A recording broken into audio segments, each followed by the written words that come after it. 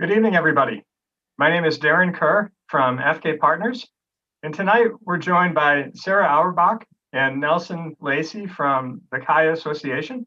We're going to be talking tonight about the CAIA Charter, the benefits of doing the program, and they're going to get into some of the details also about their Stackable program for CFA charter holders. So Sarah and Nelson, both mentioned work directly with CAIA Association. Sarah is the director of the candidate and member relations, and Nelson is the director of the examinations. They prepared a short presentation for us to go over the details of the CAIA Charter and the Stackable program. And we also want to make this interactive with you all that are watching here tonight. So please feel free to bring your questions, send them through into the chat, and we'll bring them up with Sarah and Nelson here to be able to address those. And if there's anything specific for us here at FK Partners, please feel free to bring those questions along as well. So with that, I'd like to turn it over to you all, Sarah and Nelson, to begin your presentation here. Thank you. Well, thank you, Darrin, and good evening, everyone. It's a real pleasure to be here and to have an opportunity to talk about CAIA in Brazil. As Darrin mentioned, I'm the co-director of exams. So my job is to know the curriculum very, very well of CAIA and to write exam questions. Now, you might think that that's the most exciting part of my job, but actually it's not. The most exciting part of my job with CAIA is a chance to get out and see the world. And one of the great benefits of being with CAIA since its inception, and by the way, CAIA is a young organization. We've been around for about 20 years. So if you think about how we compare, say, to the CFA Institute that's been around for about 60 years or more, you can see that we have a lot of growing to do. But over those 20 years, I've been able to get around and see a lot of the world. And it was back in 2007 that a colleague and myself, the colleague was Mary Westervelt, and myself got an opportunity to go into Brazil. So we were the first kind of delegates to go into Brazil, the country, and talk about the CAIA Association. That was 13, 14, almost 15 years ago. And for about a week, we spent about half the week in Sao Paulo and about half the week in Rio. I have really great memories of being there. It was January. And so in January here where I live, it's bitter cold. It's the middle of winter. And there we were down in Sao Paulo, walking around in really nice warm weather. And then we went to Brazil and walked around on the beaches. It was really something to see. But at the time, CAIA was very, very young, and Brazil really was just getting kind of used to thinking about the investment spheres that maybe are more or less common today. So let me just give you an example. When we went down there, I would give a presentation and say, well, we represent the alternative investment asset space. And we estimate that it's about 3 trillion in total assets under management. Well, I think that was about right about 15 years ago. Today, where are we? It's about 5 times that much. So we're now talking about asset classes that total, if you total them all up, and I know that there are some different perceptions and estimates, but it's like 13, 14, 15 trillion dollar space, which is no longer just something operating on the periphery, on the outside. I mean, this is important asset classes. And at the time, Brazil was very big in commodities. I know you still are, and commodities is a big part of the CAIA curriculum, but not so much the other pieces. So I'm going to take some time. So this is kind of all of a prelude to tell you that I'm going to take some time to talk about why alternative investments, a little bit about the CAIA mission, briefly introduce what we call the Stackable Credential Program, and then my colleague Sarah is going to take you through and give you a lot more details about that. Okay, so let's take a look at the next slide. I told you we've been around at CAIA for about 20 years. We started with a very specific mission, and that mission still holds today. And the mission was to fill what we called back then the education gap that existed between traditional investments and alternative investments. And when I say educational gap, I mean a wide gap. So back in 2002, there were very few courses on alternative investments. There were a couple textbooks out there that were pretty good in describing what these asset classes were like. There were virtually no university courses on alternative investments, certainly no degree programs in alternatives. And we felt like the time was right. The world was ready for a professional designation that geared itself into alts. And that's really what the genesis of the CAIA Association is all about. We are still about education. I want to talk a little bit about ethical standards because we are a profession, and we believed back then, and we still believe it now, that it's so important when you talk about building a profession to make sure that people understand what the pitfalls could be in operation. And I guess you could make the case that alternatives, the pitfalls may be potentially bigger than the traditional space because there are lots of high risk, very high expected returns out there. And I'm gonna focus in on that a little bit, but ethical standards were big for us then as they are now. And if you look at the CAIA Association's curriculum, we have incorporated, we utilize the CFA Institute's standards of practice in our level 1. And then in level 2, we use a different set of standards that the CFA put together for professionals in that as well. So we do, in fact, highlight that. We talk about being having unbiased insight. CAIA is a not-for-profit. We're not beholden to any institution out there. We thought that was important from the very beginning. And so we feel kind of free to set our own kind of mission and what we do. Because why? Because we are working all the time on thinking about how to build the best education program in alternatives. And if we could do that, then achieving better long-term investment outcomes will naturally come along with it. In terms of our growth, we have over 11,000 members. And if you were to ask me back in 2003, when we first got going, what do you think about doing a presentation in April to our Brazilian friends where CAIA would have 11,000 members? I would say that would be pretty darn good. I mean, that's growth of pretty high magnitude over those years. And I'm very happy with that. I think CAIA right now is poised as we're coming out of COVID and we're thinking about the world outside of that and the investment world and what's going to be important. We think we're poised to take that $11,000 up to a significantly higher level for reasons that I hope I could help you kind of think about and make clear as we talk more tonight. Okay, next slide. So why alternative investments? First of all, what are alternative investments? That's probably the #1 question I get asked when I talk about CAIA. What is it that makes alternative investments different?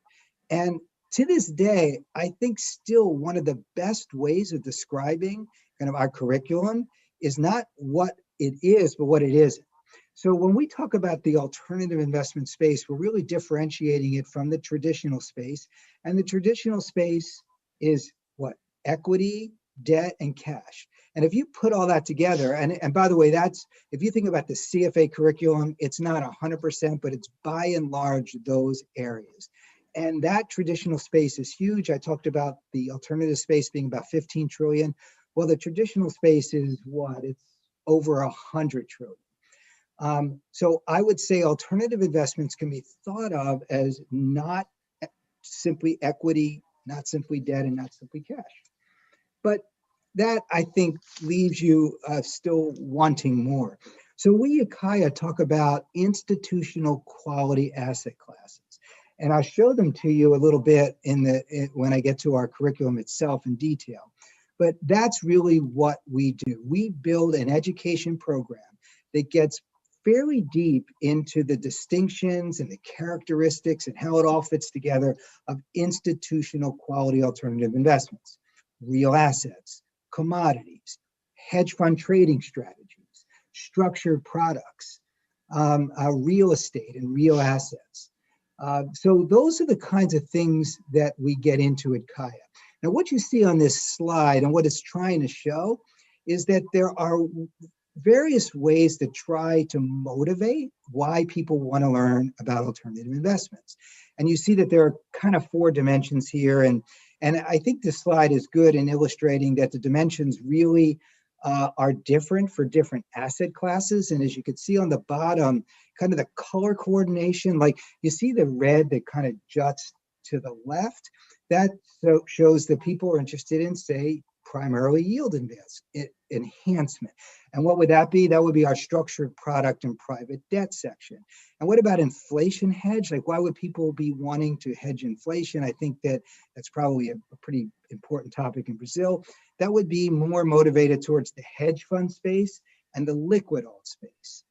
And if you could see out to the right, you see the private equity and venture capital probably going after what we call alpha. You know, everybody's talking about alpha, how we can get abnormally high returns, what we call over risk adjusted returns.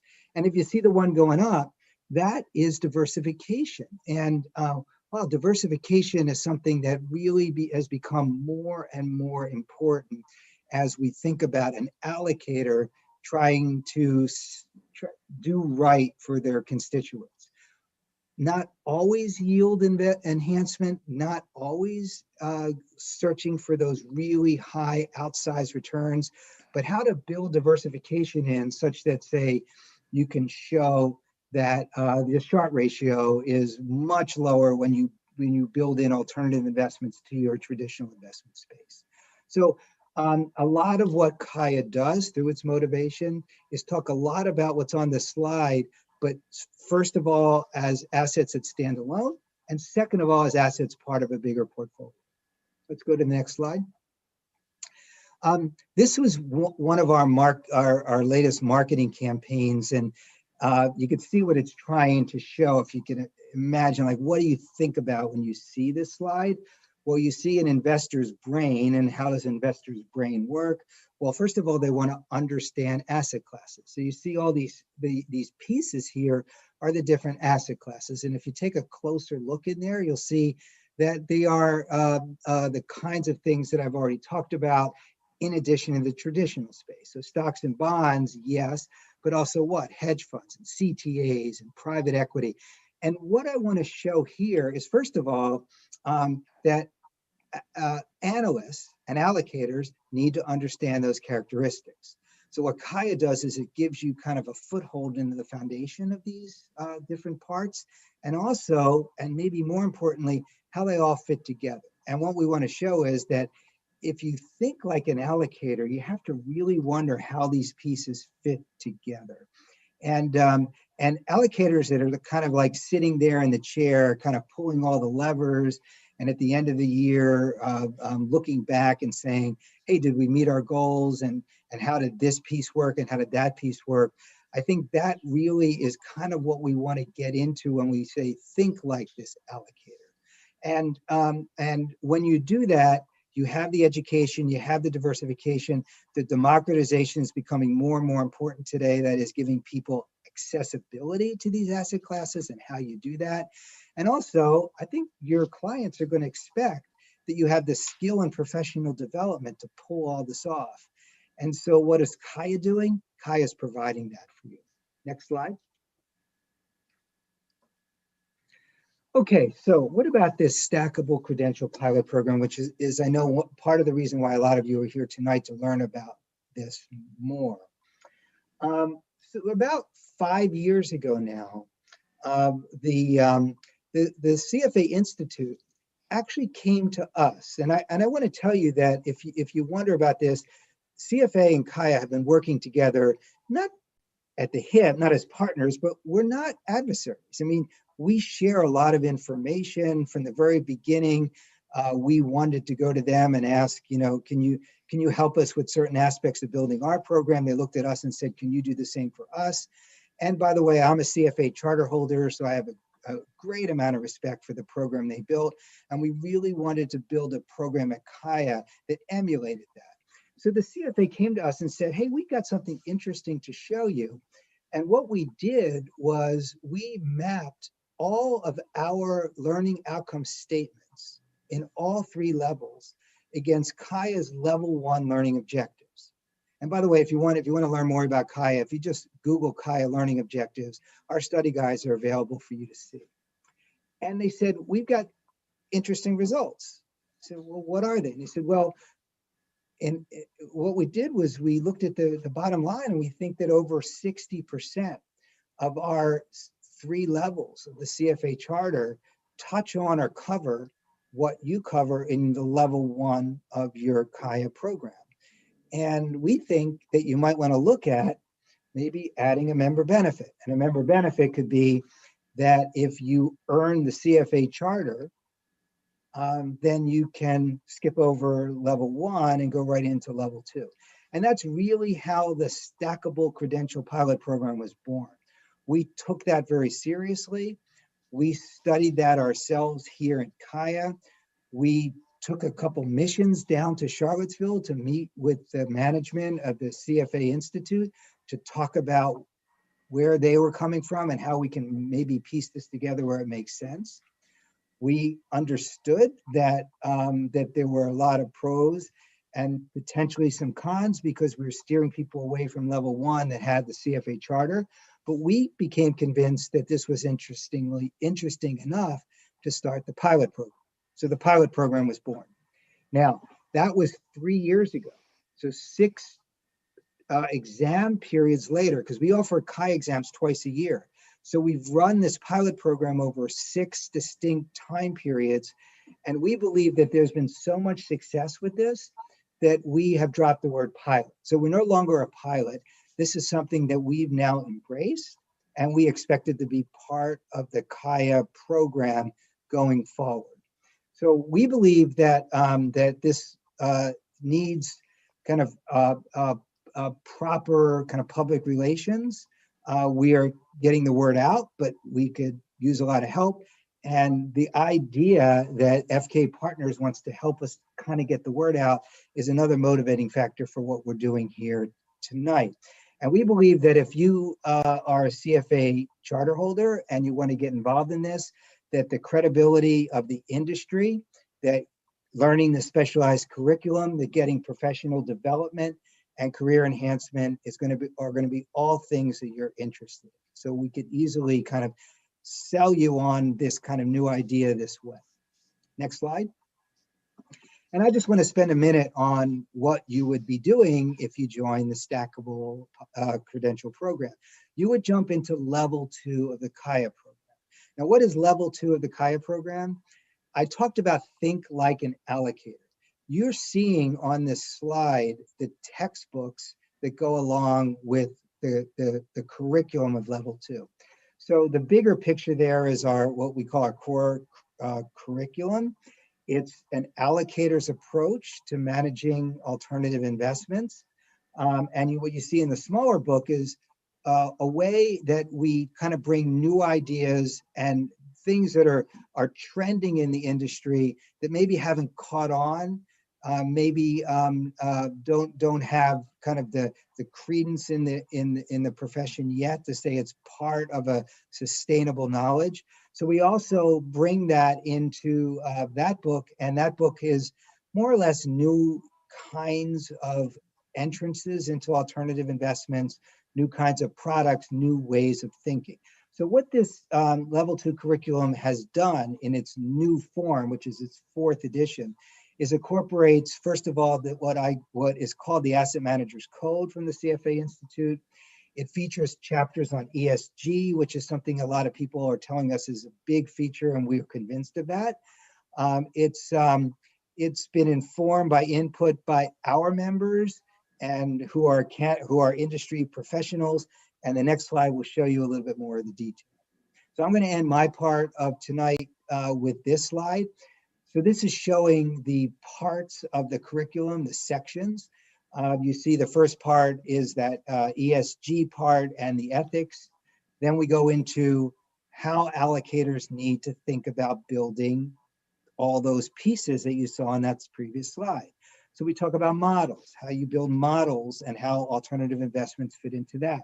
We talk about investment policies and the risk management aspects of being kind of in charge of the whole portfolio. The methods that are important in thinking about how these assets differ from one another. The access question that was raised. How do you get all your investors inside these components? The due diligence and manager selection, which are so important. And if I could say one thing here, like one thing that really differentiates the public markets from the private markets is that manager selection becomes more important. I mean, this is not us saying that, this is the industry showing us the data. The data shows that when you get into private markets, like the private equity space, manager selection is really one of the most important things that becomes kind of the springboard to that return and risk spectrum that that I talked about in a previous slide. And then again, advanced strategies. So what are the newest strategies out there that we think you might be interested in being? So anyway, I hope this was motivating to you, especially if you didn't know much about CAIA. Hopefully you know a little bit more. If you didn't know a lot about the alternative investment space and why you might want to be interested in that space, maybe you know a little more. And maybe most important, more about this Stackable Credential program. So I'm going to pivot here away from those things and ask that my colleague Sarah Auerbach take it from here to give us a little bit more details about these programs that CAIA has underway. Sarah. Okay. Great, thank you, Nelson. And Darrin, I'd be delighted if you want to pause for a minute and see if there are any questions before I go on to the next section. Sure. Yeah. Thank you, Nelson. Very interesting. Really interesting to hear about how the Stackable program was born and how you and the CFA Institute have really worked together since the beginning of the CAIA Association. Mm-hmm. Neat background. Lucas, do we have any questions in our chat so far that we can address now? Okay, nothing yet, but please feel free, anybody watching now, if you want to ask questions, just type them in. Lucas from our audiovisual team is going to forward them through to us to be able to address for you all. So don't be shy about that. Please just send them our way and we'll be able to respond through the session tonight. So, but I'll turn it over to you, Sarah, to go through your part of the presentation. All right, great. Well, thank you. And yeah, absolutely want to make sure people get their questions answered. So go ahead, enter them in. Happy to pause. As I was reflecting on what Nelson covered, I got a little curious about what's going on in Brazil and throughout South America, given our global presence, but a lot of the value that members see after they complete, in many cases, both levels of the exam, but in the case of CFA charter holders, potentially just the second level, is the local network and being able to connect through the presence of other members, through events, which we host, 250 plus events. We rapidly pivoted to virtual and digital last year and hope to get back to more of a hybrid mode potentially in 2022. We do have 31 chapters globally across the globe, including a virtual chapter, which includes all of our members, and we do a lot there with webinars. We also have 80 academic and association partnerships, which are spread also globally, which help to kind of, raise the awareness of the CAIA brand through those relationships. And I'll talk a little bit more about those because they also facilitate some discounts that we want to make sure you're clear on. But looking at sort of what it looks like CAIA members across South America, as you can see, Brazil really represents definitely about half of our members. We're in the hundreds, not in the thousands of members, but we'd love to inch up and get, even eclipse 500 in the coming years, which I think is very feasible if you look at our growth rates, which have have been in the double digits in Brazil, Chile, and Peru. So a lot of organic, on the ground growth in the past recent years. So it's a very exciting and emerging market for us at CAIA. So I wanted to just share a little bit about that for you. As we move on. Nelson talked a little bit about stacking. I want to provide a few more details, a few more information if you are a CFA charter holder. And I would be curious how many folks are CFA charter holders, if they want to give Lucas a little sense versus what we would consider a traditional candidate. And I will talk a bit about the level 1 exam and that path too. But in order to participate in the Stackable Credential program, which Nelson has mentioned is now fully institutionalized after those 6 cycles where we considered a pilot, it's now a permanent aspect of our CAIA programming. Individuals need to apply. There's an application process and you apply very simply. It's on our website. You can't have taken a CAIA exam previously. Okay, so that is a firm ground rule. You can't have exposure, if you will, to the exam content if you want to have participated in this program. You'll need a CFA digital badge, and if you need assistance trying to figure out how to get one, we can certainly direct you to the CFA Institute. And then individuals apply, they're approved, and then they may enroll and register for the exam. When you enroll and register, you pay an enrollment fee of $400, which is a one-time fee, and then you'll pay the exam fee, which is either $1,100 or $1,200, $1,150 or $1,250, depending if you register early or regular. This year, we're excited to be able to offer an additional discount. We have a CFA Society discount of 10% for those of you who may be members of the CFA Society who participate in stacking. For others, we also have association partner discounts, also 10%.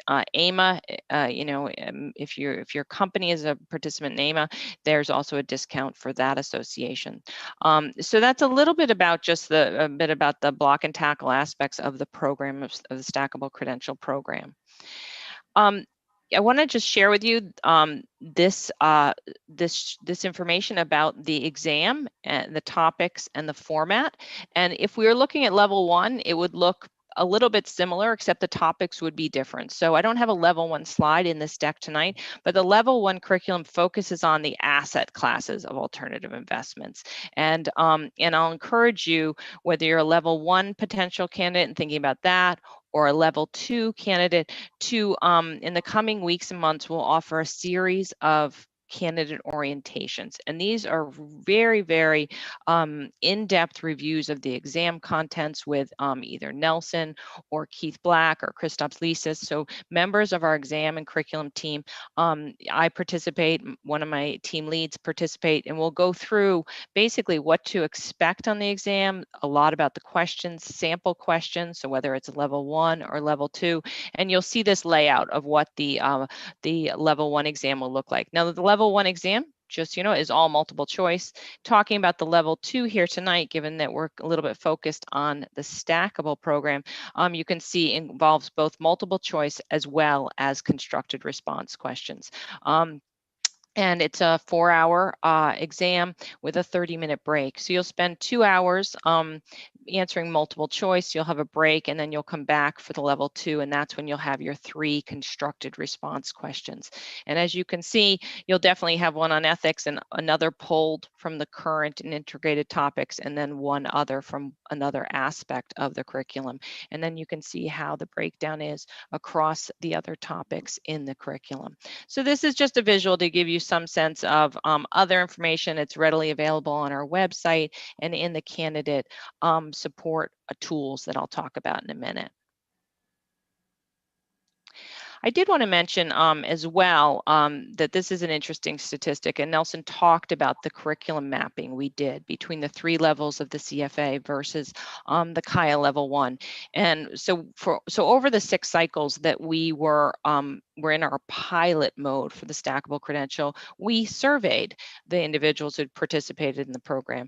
And it's really fascinating to me to see that 90% plus of them each exam window reported that they felt they were adequately prepared from the CFA curriculum, the 3 levels of the exam, to be able to go immediately into the CAIA level 2. So when you ask, one of the questions I get a lot when I'm talking on the phone with candidates is, well, why is it different now as a pilot now it's fully institutionalized? This is one metric that we can point to say that this hypothesis of whether CFA charter holders were really, prepared. They felt they were prepared, and so we have proceeded. Pass rates, always a hot topic with candidates to understand what the pass rates are. As you can see, the pass rates for the level 2 have been in the 60s mostly. And then you see this March 2020, the COVID spring. This is an anomaly. We had during COVID last in March 2020, during the first 2 weeks of our exam window, which was the level 1, most candidates were able to test in centers. This is a computer-based exam. But during the second 2 weeks, if of our, let's say, 380 global centers, I think we were down to fewer than 10 by the end of that window. And most of those candidates in that level 2 window ended up testing in September, and we're having to switch. But it turned out that really those candidates that did pass in March 2020 happened to be incredibly well prepared, and so you see that's somewhat higher pass rate. So a little bit of an anomaly. And with the new curriculum, which we're just testing, and Nelson's team is grading now. We could see a dip. We sometimes will see a little bit of a dip when we introduce a new curriculum in the 4th edition. It was just tested on this past cycle. So I've talked a bit about candidate support and tools. And so whether you're a level 1 candidate or potentially thinking about the Stackable Credential Pilot Program, you want to make sure you visit this page on our website, caia.org/preparing. It will give you a link to FK Partners if you want to learn more about what Darrin's offering. And it will also provide you with all the tools that CAIA provides you with. And a lot of times candidates will say to me, well, how do I decide if I want to do this program? And Nelson mentioned the study guide and the workbook. This shares, I always point candidates to these tools because they're really the syllabus. They're going to tell you about the learning objectives. They're going to share with you the outline of the curriculum, the key words that are important. So go and look at that. These are free PDFs you can download and see if it interests you. See if you feel like, I do feel competent that I'm prepared for Stackable by looking at the level 1 study guide and workbooks. And so I always encourage candidates to start that way. I mentioned that we offer a lot of candidate orientation webinars, and if you and so you can sign up for those on our website, again, right from the preparing page. As a Stackable credential candidate, you would have access to both sample exams. Otherwise, if you're a traditional level 1, you'd have access to level 1. Once you passed, then you would move into the level 2 program and have access to level 2. We also have a study calculator to help you plan your time, budget your time over the course of the weeks that you are preparing. And again, of course, I mentioned a link to link over to FK Partners for your prep. I want to just mention, our curriculum. Nelson mentioned, that the level 2 new curriculum, we had, thousands of members and industry experts weigh into that new content and the focus of it. And I think one of the resounding messages that was probably received is that it will benefit candidates, and the industry really needs us to update and refresh our curriculum more often than perhaps we did over the first 15 years we were working on curriculums, right? Which was about an every 3-year kind of cycle. So this digital learning platform is really the platform upon which we'll start to provide more quicker and more current updates into the curriculum in small ways. I mean, it won't be a complete refresh, but starting in March 2022 for those exams, we will have some refreshed content that will be delivered through this digital curriculum. We'll still be looking at the level 1 4th edition textbook. That's not going to be republished in the level 2. So those are kind of the textbooks that are going to be, the foundation, but there's going to be new content that will be filtered in through this digital learning platform. And obviously our study guides and workbooks, it will all reflect that as well. But this is something that is one way candidates may elect to have access to our curriculum. So if you're interested in, potentially exploring this more. I've talked about some ways you can get a little bit more engaged with our curriculum, learn more about the program. We do have an info session tomorrow that is being hosted by two of our colleagues in the content and curriculum group. And you can, again, you can sign up for that on our website, or there'll be a recording a few days thereafter. And that will provide additional information about the curriculum, both levels and industry positioning as well. So that might be a good way to get started. You can certainly create an account on our website, and then you'll get, we'll share a lot of content with you. We'll share some invitations to webinars, that industry specific webinars. So that's another way you can get a little bit more engaged. I talked about reviewing the curriculum. I think if you're a CFA charter holder, certainly get that digital badge if you're interested in applying for that program. And really at that point, you can register and start preparing.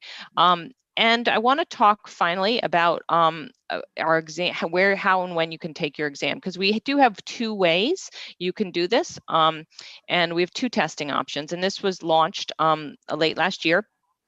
We came out of March 2020 and sat back and thought a little bit about where we saw the pandemic going, where the world was going, and how we would best meet the needs of our candidates to continue along their professional development, even with the likelihood that our September exam cycle could be disrupted as well by COVID.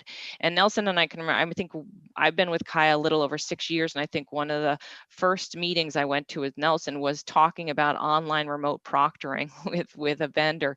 And so, and I'm sure there were meetings even before that. So for years and years, we've been looking at this and thinking about it and vetting this concept of online remote proctoring. And after March, we decided now was the time. So we launched it in September, and it gave candidates an option to test in their home, online remote, monitored by proctors, or they could certainly test in the Pearson VUE Test Center. We have almost 600 now test centers with Pearson VUE around the globe. We expanded those as part of our COVID pandemic response plan, if you will, too. And so we have both options. And certainly, make no bones about it, our exams were designed and built to be sat for in a Pearson VUE Test Center. In some ways, I would say they're optimized for that experience. So if a candidate asked me and they had either option, I would say really think about it and learn about the OnVUE experience. It is different. Okay, it is different. It requires technology. It requires comfort with technology. I think a calmness in case things don't go quite right the first time is important. And also there are some aspects of it which are very different, which is that you only have access to a digital whiteboard to work out calculations versus a physical whiteboard. That is probably the single most important distinction between these two. So there's definitely differences, and it requires more preparation. Nelson and I do a couple orientations only focused on preparing for the online proctored exam, just to give you an idea of how different it is.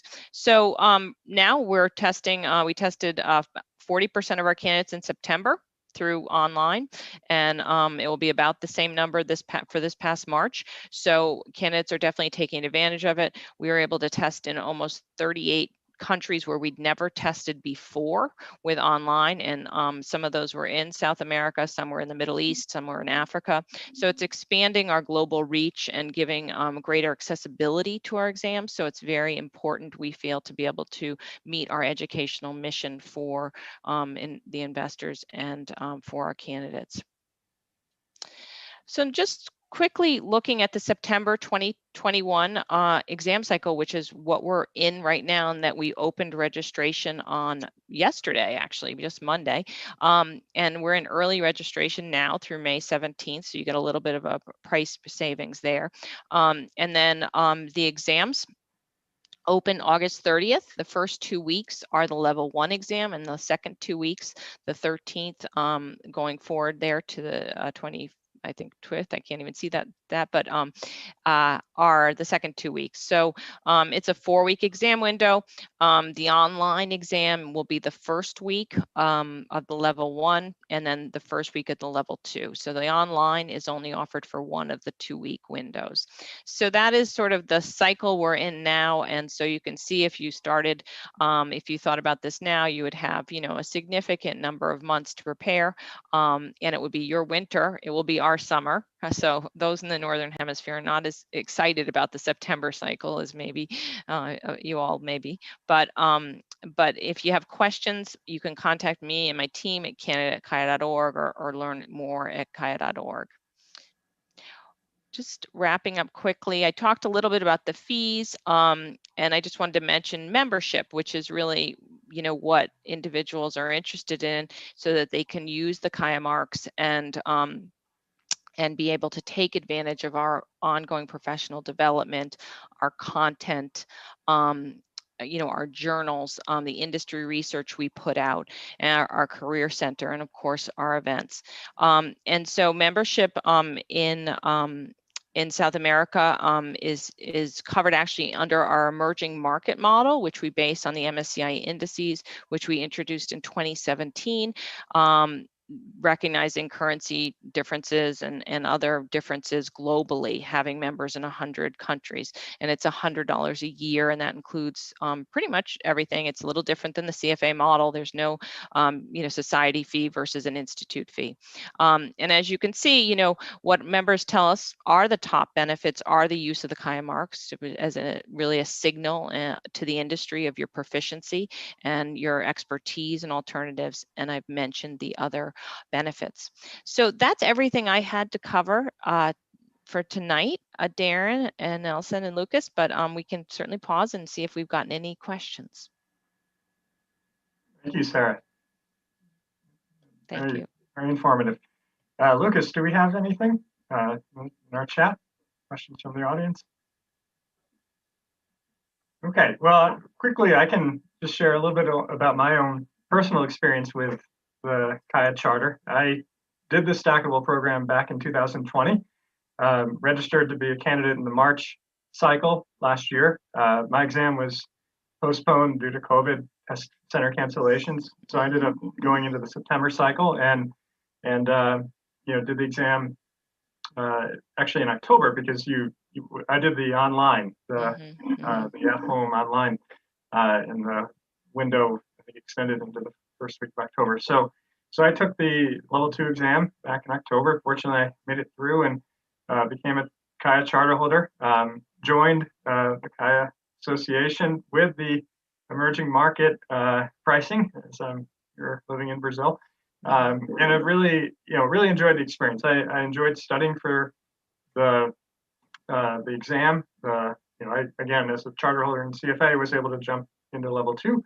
But as a teacher here at FK Partners, also had some exposure to the level 1 curriculum, as we were also running a course for level 1 candidates at the time, and was also doing some teaching with some of the parts of that.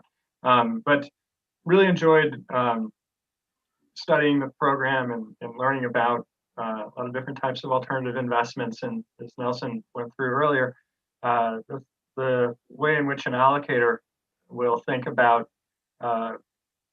basically asset allocation across different asset classes of alternatives. So really opened my eyes to a lot of different investment opportunities that were out there that I really didn't know much about. And specifically here in Brazil, but also I think globally, we have really low interest rates. Brazil traditionally did not have low interest rates back not that long ago. Interest rates were double digits, and it was pretty simple for somebody that was able to save and invest to just put their money into fixed income and think you kind of forget about it.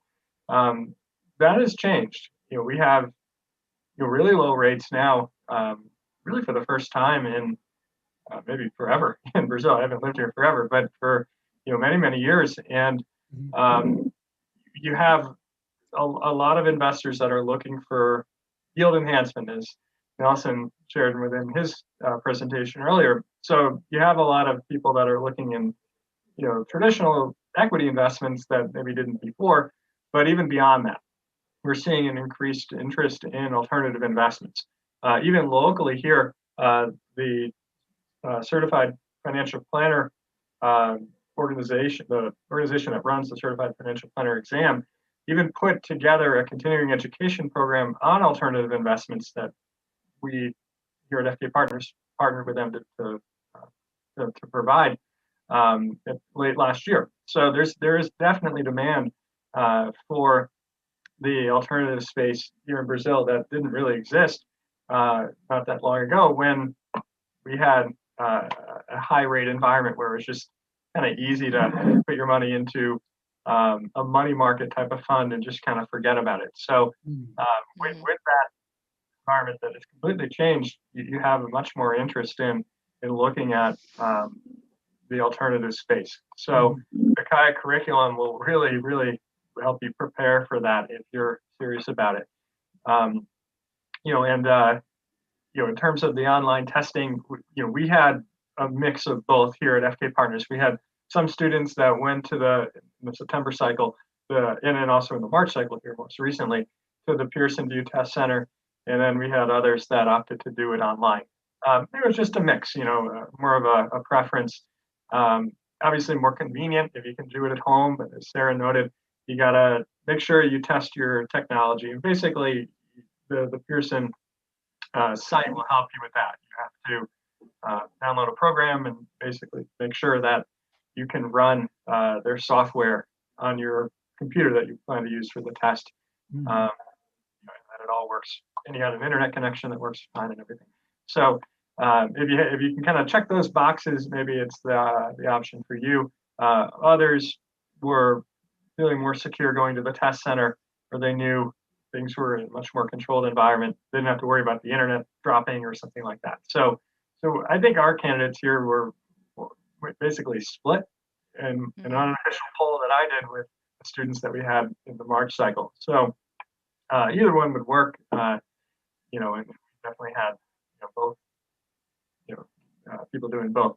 For us here at FK, we do prep for these exams.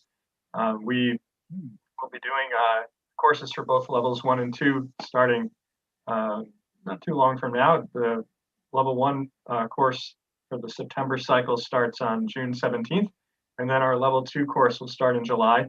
It's a little bit, their window is a little bit later. We also, I think a lot of you all know that are watching tonight, have a partnership with Kaplan Schweizer, and we do use their material in our courses. And for specifically the Stackable program, Kaplan is offering for level 2 candidates that sign up and purchase a material package, a level 1 package to go along with it. So basically, if you do sign up and you get a level 2 package to study from, they're going to put into your online platform an online version of the level 1, so you can feel comfortable that you'll know the material that was already covered in that first level.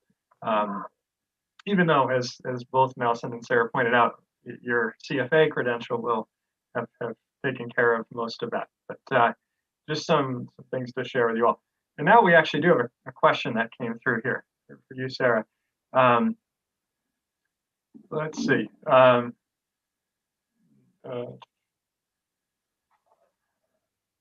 Okay, so I think, this one I could probably answer, but I'll give it to you. The question is about the dates and the timing of the 2 exams. Is it better to study for the 2 levels together, or do you have to do them separately? Okay. Yeah, good question, and I'm happy to address that. It's sequential, so you need to study the level if you're a traditional candidate. So let's talk about traditional candidates versus stackable candidates. If you're a traditional candidate and you're starting with a level 1, you would study that. You would take the level 1 in one of our exam windows, either September or March. You would complete that and pass, and then you could embark on the level 2. So it's a 2-step process. Sometimes candidates will contact us and say, well, I want to take the level 1 the first 2 weeks of September and the level 2 the second 2 weeks of September. It doesn't work that way. Over 50% of our candidates do complete the CAIA program in a year, so going September, March, or March, September, so level 1 and level 2. But they do need to be separated out. It gives us time to assess your exam, give you your results, and then you can embark on the next exam. You are also going to spend 200 to maybe 250 hours preparing, and so some candidates, that is a chunk of time, with busy professional lives and other responsibilities too. So the study calculator that we offer, and there's some tools on the Wiley digital platform to kind of plan that out, kind of help you to see how that spreads over your life. But it is definitely one cycle level 1, the next cycle level 2, and it doesn't have to be sequential. You can skip a cycle and go and take it in a future cycle. Some candidates will take level 1 and not come back for a few years and then take level 2. So the results of level 1 are good forever. You're always welcome to come back. If once you've passed it, you can proceed to level 2. So does that answer the question?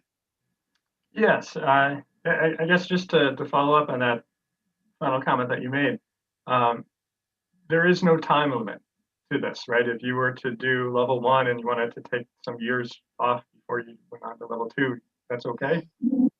It is. And I mean, some people, the level 1 curriculum, and Nelson knows it better than any of us probably, I mean, is, in and of itself, a wealth of information and valuable. So if you just simply want to understand the asset classes and, thinking like an allocator maybe doesn't suit you or appeal to you, some people stop after the level 1 and then maybe come back later in their career. But Nelson, do you want to talk about the level 1 versus level 2 a little bit? I see you shifted a bit. One thing that comes with this gray hair is history and experience with CAIA. And it's something I hadn't thought about in a long time. When we first started, we did put a time limit on how long you can spend between the 2 exams. And the idea was that, if you take level 1 and then you take 5 years off, then really you need to go and reset. And I guess what changed our mind there was that as CAIA became more mature, so we were first born in 2003, we were toddlers, and we went through, the years in which we were adolescents and then teenagers. Level 1 started to become more and more solid, meaning that as we went from the first edition to the second to the third to the fourth, we felt like we were really starting to build a foundation of something that wasn't going to dramatically shift from year to year. I mean, if you think about it, and I'm speaking now to many business professionals, think about the investments class you took at the university and what you learned. And if you go back there now, I bet you that there aren't that many differences. I mean, I'm sure there are some small ones, but fundamentally, there really wouldn't be a difference in that curriculum, and same with our program. So we decided we're going to get rid of that there's no longer this clock that ticks. Now, what I would say is, just personally, when I went through the CFA program, it never dawned on me that I would do level 1 and then take some years off and do level 2. And maybe that's just because I was just lucky and I never had to worry about that. But it seems to me that the best approach is that you say to yourself, this is the year I'm going to get the CAIA designation. I'm either going to do it as traditional and take level 1 and then level 2, 1 year you're done, or I'm going to take advantage of the stacking program and I'm going to be done in 6 months. But I think that's the best mindset to go in. And if I could say one other thing, I've spent a career in education. What I've heard from our candidates is that the sooner kind of you do this out of university, kind of the better off you are. Now, by the way, I'm not staking a claim on this and thinking it's the best advice or the worst advice, but this is what people say, that if things are fresh in your mind, like, yeah, I learned about put options and call options and put call parity. Now's the time for me to take CAIA and figure out how to utilize that in the strategy. Might be a better idea. So, so putting that all together, I would say, for those of you who are on the fence, if you decide, yeah, I'm going to do this, I would attack it, go through it, and get through and get your charter as quickly as you can. Yeah, and just to the momentum I think is so important. And when I talk particularly and to CFA charter holders, many of them embark on this right after getting their CFA charter. It's sort of like, I've got one more exam in me, I'm in study mode, I've convinced my spouse or my partner that it's just 6 more months, and they're saying okay, and they do it. So I think Nelson's point is well taken, that it's the anomaly. If you really want to become part of the association and make the commitment to the education to go a 1-2 punch like that. Hey, Sarah, let me just say one other thing, because actually the question was on the reverse. The question was, can I take both level 1 and 2 in the same time? Now that one is tricky. The reason why I'm positive you can, and I don't think we'll ever change, is that when we get all their exam results back here in our headquarters, we analyze it in many different ways. But one thing we do is we look at the performance of the cohort. Like, that becomes an important input in making the determination of who passes and who doesn't. And so we can't do it on the fly. It's not like, I know there are some exams that will give you your results like the minute you're done. GMAT is one of them. You want to go to graduate school, you take the GMAT, boom, how did I do? You get the result, But they're basing it off of norm referencing over, I don't know, hundreds of thousands of people, where we do it cohort by cohort.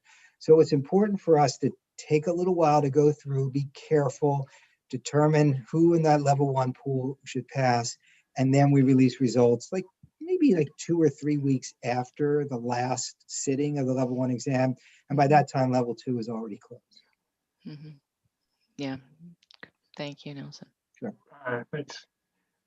We have a follow-up. Paulo, who asked the original question, he's now like to ask you all, in your opinion, which certification should come first, CAIA certification or CFA certification? I'll take a stab. Go ahead. Try it. I hope my CEO isn't listening, because I'm gonna say in a normal case. Now, a normal case is someone who's in the investments field. Maybe they have a degree in finance or accounting or something close, or not, but they're in the investments field. They're just getting their feet planted in their profession. I got to say that the CFA traditional investments track makes a lot of sense, because it's the groundwork. It's equity, it's debt, and it's cash. I mean, it's kind of the tools we use in building a lot of the strategies in the alternative space. So for that normal person, I say that the track that seems the most realistic would be get your CFA charter first, then get the CAIA. Now, there are exceptions. The exception would be the student that says to me, look, I already know I'm going to be in private equity. In fact, I have a job in private equity. This is where I belong. What should I do? I would say, in your case, you really want to get the CAIA designation, the charter, because that's your profession. You are on that track, and it makes perfect sense for you to do that. Yeah, good point. And then with your Stackable certification, if you did want to try to do both, if you had that mindset, doing CFA first would allow you to participate in the Stackable later. Absolutely. Just to complement something that you had said before, Nelson, about the when to get studying for these exams, whether it's CFA or CAIA. We also give I think a very similar advice to potential candidates. We do, I think I'd have to go back and figure it out, but I think I'd say in level 1 CFA, the average age of our students is probably mid-20s. Maybe not right out of university, but some are, but soon after. And I think you can do it at any time, and I don't want to discourage anyone, but both of you all commented about this, and we also see the same. For those that are seriously considering doing a certification, whether it's CAIA, CFA, or something else, the sooner the better, usually, because you're more in that study mode things that maybe you had learned at university might still be fresh in mind. But the other reason that we note is a lot of times when you're younger, you don't have as many professional and non-professional or personal obligations. You might still be single, might not have children. You might have more time to devote to studying outside of your work. And even at work, if you're younger, I'm sure you work hard and you've got a lot of things going on. But as you get older and get more responsibility, it becomes even more difficult to fit in consistent studying that's going to be required to be able to pass these exams. So we see that a lot, and we really encourage the candidates that are in the 20s, early in their careers, to really seriously consider about jumping in and not waiting, because it seems to just get more difficult to find the time to study for these exams if you do wait. So, yeah, good point. I agree. Yeah. So Lucas, how are we doing? Any other questions that have come through? No, that's it. Okay. Well, I think in terms of the chat and the questions from the audience, we don't have any more. So I think we're good with regards to that. So do either of you have any closing remarks that you'd like to provide before we wrap up tonight? Just want to say thank you, and be delighted to hear from any of the individuals who have participated. And link in with, Nelson and I both are pretty active, I think, on social media, so we try to share CAIA content that way too. So that's another way to get some exposure. And feel free to be in touch, and happy to answer any other questions. Nelson? Just a shout out to all you potential candidates out there. I mean, building human capital, no matter where you are in your profession, but certainly when you're younger, is critically important. And that's what I think the professional designation fields can do for you. And it can open doors in ways that you probably can't think about or imagine right now. Careers take really strange turns. And having those kind of tools in your belt really give you an opportunity to take advantage of those opportunities when they occur. So good job. Yeah, thanks for that, Nelson. I can attest to that. I never saw myself working in a foreign country. For me, I'm American, but living here and working in Brazil in a financial education company, being responsible for our programs to help prepare students for these international certifications. This is not what I saw myself doing when I set out to study for the CFA way back, which for me now would be when I started level 1 20 years ago. So you never know. And I think sometimes the candidates or potential candidates don't think longer term. They think, how's this going to benefit me in the next couple of years? But you got to think, how's it going to benefit me over the next 20, 30 years?